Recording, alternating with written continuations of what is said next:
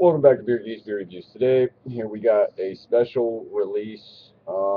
It just seems to be a special one as of everybody wants it, everybody seeks it out, everybody says it's one of the best, blah, blah, blah, blah, blah.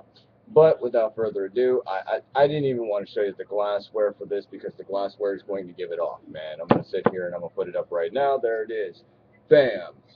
And I'm going to reach over here and say bam. Now, this is a partial, I want to say this is going to be part one of a two beer review. Why I say that is because I come across, bam, Warlock. Both beers, two different styles. Okay? So, part one, part two. And the reason I'm doing this is because I found a lot of similarities to them. Both racking in here at 8.6% alcohol by volume. You know, just the details on the bottles. Two-row pale malt, caramel malt. Both have pureed pumpkin. Both use Magnum hops, and it says Sterling hops, and this one says aroma Sterling hops. Um, it says all natural or natural flavors, blah blah blah. Um, they're both brewed in at a 19 degrees Plato. The only difference between these two is this one adds the addition of the black malts and the Munich malts. Um, with that said, let's go ahead and set this one aside and just get into this. I don't want to waste no more time. I want to get into both of these beers. Let's go ahead and pop this open. Look at that, and here it comes. Woohoo! This is very carbonated from out of the bottle. Let's see how it is in the glass. We're going to go right about there. Very, very nice, very nice. Loads of carbonation inside the bottle.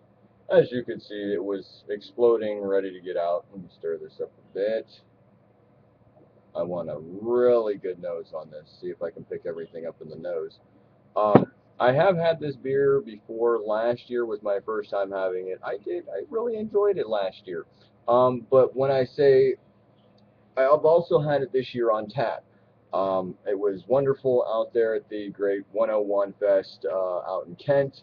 And now I get to enjoy this from a bottle that I went ahead and I picked this one up from my favorite store out there in Niles, the Havana House. But let's go ahead and get a nose up on this.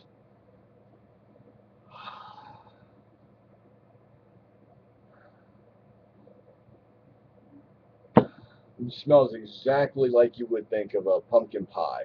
You're getting that like cinnamon, ginger, nutmeg, allspice, maybe just a hint of clove. But what I really, really enjoy about it is that it gives you the like the roastedness from I would assume from some of the malts, but there's an abundance of like a little bit of a smoke to it, and also like a big breadiness, kind of giving you like the mind appearance and thoughts of and aromas of a pie crust, of a very well done pumpkin pie, and you can even smell the pie crust. Just it's a joy just to sit here and smell it. I mean, if they made this into a candle, dude, I'd have one sitting over there burning, just so I could smell it. It smells wonderful. Mm. Anyway, let's go ahead and dip into it. Prost.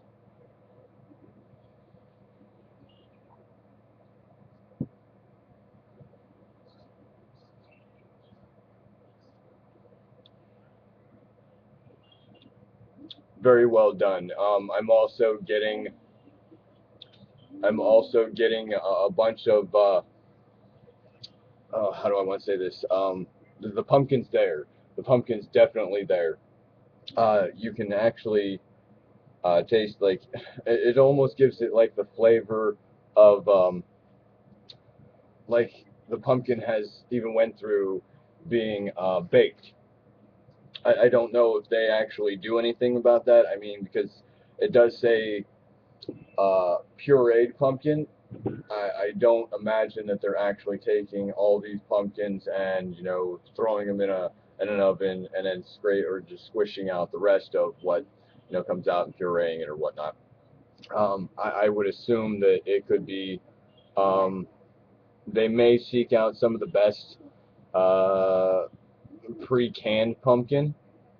I don't know how they do it over there at Southern Tier, but it is very very good. It is definitely a joy. You cannot taste the alcohol, but that's pretty much because of an overabundance of spices and everything else.